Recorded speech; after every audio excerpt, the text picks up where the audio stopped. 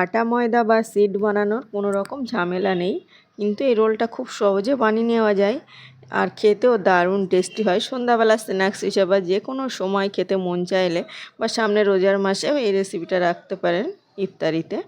তো একদম সহজভাবে দেখিয়েছি, আসুন দেখে নেওয়া যাক কীভাবে বানালাম। এটা কিন্তু অনেক মজার হয় আর কোনো রকম সিড বানানোর ঝামেলা ছাড়াই কিন্তু এই রেসিপিটা বানিয়ে নিচ্ছি। প্রথমে আমি বাঁধাকপি থেকে কিছুটা পাতা তুলে নিয়েছি। আগে থেকে এগুলো কেটে তুলে নিয়েছি। আমি যতগুলো বানাবো ততগুলো তুলে নিতে হবে। আমি এদিকে একটা প্যানের মধ্যে অল্প একটু জল দিয়ে দিচ্ছি, দিয়ে পরিমাণ মতো জল দিতে হবে। একটু বেশি করে জল দিলে কিন্তু খুব সময়টা কম লাগবে। তো আমি অল্প করে প্রথমে জল দিয়েছিলাম, তারপর আবার একটু বেশি করে জল দিয়ে আর একটা হাঁড়ির মধ্যে দিয়ে ঢাকনা দিয়ে ঢেকে 5 মিনিটের মতো আমি সিদ্ধ করে নিয়েছিলাম। প্রথমে এভাবে এই কড়াতে দিয়েছিলাম, তারপরে ভাবছিলাম এটাতে লেট হয়ে যাবে, তো হাঁড়ির মধ্যে দিয়ে সিদ্ধ করে নিয়েছি 5 মিনিট। একদম পুরো হাতে করে হাত দিয়ে আঙুল দিয়ে ছেড়ে যাবে এমন করে সফট করে সিদ্ধ করে নিতে হবে। তো আমি ঢাকনা দিয়ে ঢেকে আলাদা হাঁড়িতে করে কিন্তু আমি সিদ্ধ করে নিয়েছি আর এখন তুলে নিচ্ছি জল ঝরিয়ে। এটা কিন্তু হাত দিয়ে কেটে দেখতে হবে যে সফট হয়ে গেছে কিনা। আর এখনও কালারটা কিন্তু চেঞ্জ হয়ে গেছে। আমি এখন তুলে নিয়েছি, এই কড়াইতে করে আমি সিদ্ধ করে নিয়েছি। তারপরে সেই সেম কড়াইতে অল্প একটু তেল দিয়েছি আর দিয়ে নিয়েছি একটা পেঁয়াজ কুচি। পেঁয়াজটা ভালোভাবে লাল হয়ে গেছে, এখন দিয়ে নিচ্ছি 1 টেবিল চামচ আদা রসুন পেস্ট। এই রেসিপিটার ক্ষেত্রে পাতাটা কিন্তু খুব ভালোভাবে সিদ্ধ করে নিতে হবে। পাতাতে কোনো রকম লবণ দিইনি, চাইলে লবণ দিয়ে সিদ্ধ করে নিতে পারেন, সমস্যা নেই। তারপরে কিন্তু আমি এখানে কিছু কড়াইশুঁটি আর এখানে দিয়েছি একটা গাজর কুচিয়ে রেখেছিলাম, সেটা দিয়ে ভালোভাবে আদা রসুনের সঙ্গে কষিয়ে নিচ্ছি মশলাগুলো।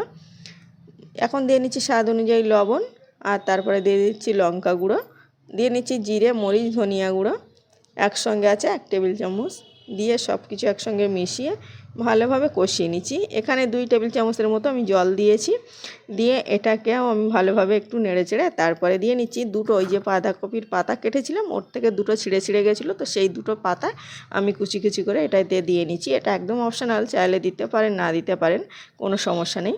তারপর একটু ঢেকে দিয়ে ভালোভাবে সিদ্ধ করে নিয়েছি। আপনারা চাইলে কিন্তু এখানে চিকেন ব্যবহার করতে পারেন। আর ঘরে থাকা সামান্য উপকরণ দিয়ে যেহেতু ঝটপট বানানোর চেষ্টা করেছি, ওই জন্য সবসময় তো চিকেন থাকে না, তো এইভাবে বানিয়ে নিলাম। আর এটাও কিন্তু খেতে দারুণ হয়েছিল। তারপরে দুটো সিদ্ধ করে রেখেছিলাম আলু, সেই আলুটা একটু এভাবে হাত দিয়ে ম্যাশ করে দিয়ে নিলাম। আবার একটু ভাজা জিরের গুঁড়ো দিয়ে নিলাম, দিয়ে ভালোভাবে সব কিছু মিশিয়ে একটু সময় নিয়ে ভাজা ভাজা করে নিয়েছি। পুরটা কিন্তু খেতে দারুণ টেস্ট হয়েছে। আর পুরটা টেস্ট হলে এই রেসিপিটা খেতে দারুণ লাগবে। তো পুরটা তৈরি হয়ে গেছে, এখন আমি সাইডে সরিয়ে রেখে দিচ্ছি।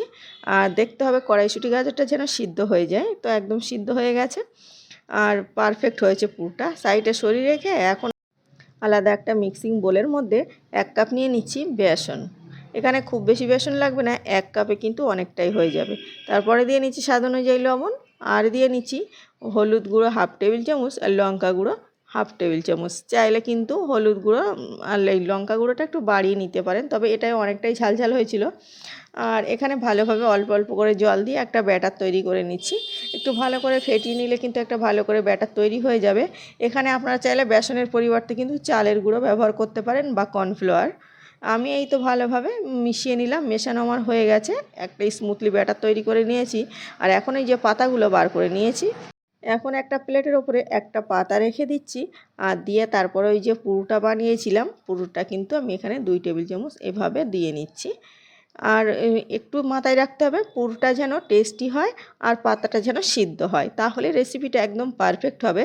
ইফতারেও এটা রাখতে পারেন, যে কোনো সময় সন্ধ্যাবেলা স্ন্যাক্স হিসেবেও এটা রাখতে পারেন।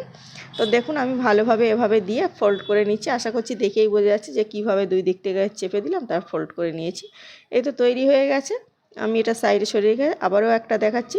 দেখুন একটা পাতা নিয়েছি, সিদ্ধ করা পাতা, তারপরে তার মধ্যে আমি দিয়ে নিচ্ছি 2 চামচ ওই যে পুরটা বানিয়েছিলাম সেটা। আর তারপরে 2 দিক থেকে এভাবে ফোল্ড করে নিচ্ছি আর তারপরে এভাবে রোল করে ঘুরিয়ে নিচ্ছি। এই রোলটা বানাতে কোনো রকম সিট তৈরি করতে হয়নি, কিন্তু এটা খুব সহজে বানিয়ে নেওয়া যায়। তো আমি সবগুলো এইভাবে তৈরি করে নিয়েছি, সবগুলো তৈরি করে নেওয়া হয়ে গেছে। এই অবস্থাতে কিন্তু রেখে দিতে পারেন বা এই অবস্থাতে ভেজে কিন্তু অন্য আরও একটা রেসিপি বানাতে পারেন, সেটা আমি পরে বলে দিচ্ছি। আর এই যে ব্যাটারটা গুলেছিলাম, এই ব্যাটারের মধ্যে আমি একটু এভাবে বুড়িয়ে নিচ্ছি। আর সাইডে একটা কড়াইতে পরিমাণ মতো তেল দিয়ে গরম করতে বসিয়ে দিয়েছি। হালকা গরম হয়ে গেছে, আমি এখন এই একটা একটা করে দিয়ে ভেজে নেব। একটু সময় নিয়ে কালার করে কিন্তু ভেজে নিতে হবে, 2 থেকে 3 বার উল্টে পাল্টে, তো তাহলে কিন্তু পারফেক্ট হবে। প্রথমে দুটো দিয়েছিলাম, একটু বেশি মনে হচ্ছিল, তারপর একটা একটা করে দিয়েই ভেজে নিয়েছি। এটা খেতেও দেখতেও যতটা লোভনীয়, খেতেও ততটাই টেস্টি। যে কোনো সময় বানাতে পারেন, ছোটদের স্কুল টিফিনের জন্য এটা বানিয়ে দিতে পারেন। আবার কিন্তু সন্ধ্যাবেলা স্ন্যাক্স হিসাবে এটা অসম্ভব মজার। এই অবস্থায় কিন্তু একটা গ্রেভি করে তার মধ্যে দিয়ে জাল করে ফুটিয়ে নিলে কিন্তু এটা ভাতের সঙ্গে খাওয়ার জন্য অনেক মজার হয়। এভাবে কিন্তু ভাতের সঙ্গে পরিবেশন করতে গেলে একটা গ্রেভি তৈরি করে এভাবে দিয়ে নামিয়ে নিতে পারেন, তাহলেও কিন্তু সেটা আলাদা রকম একটা টেস্ট লাগবে। তো আমি এভাবে তুলে নিয়েছি সবগুলো ভেজে। আর প্লিজ একবার হলে ট্রাই করবেন। আর আপনাদের কেমন লেগেছে বলতে ভুলবেন না। ভালো লাগলে প্লিজ লাইক সাবস্ক্রাইব করার অনুরোধ করছি। আবারও দেখা হচ্ছে অন্য কোনো ভিডিও।